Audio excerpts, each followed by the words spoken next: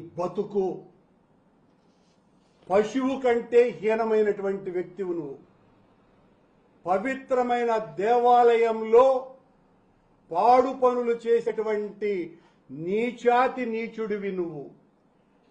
అసలు ముఖ్యమంత్రి అయిన చంద్రబాబు నాయుడు గారికే ఈ ఉత్తరం ఒక బ్రాహ్మణ తల్లి, భర్తను కోల్పోయిన వైదిక బ్రాహ్మణ తల్లి ఇంత ఆర్తనాదం చంద్రబాబు గారికి రాస్తే కూడా పట్టించుకోలేదు అంటే చంద్రబాబు నాయుడు గారు ఉద్దేశపూర్వకంగా ఇలాంటి నీచుణ్ణే టీటీడీలో ఉంచాలా అనేటువంటి అనుమానం ఎవరికైనా రాదా అండి?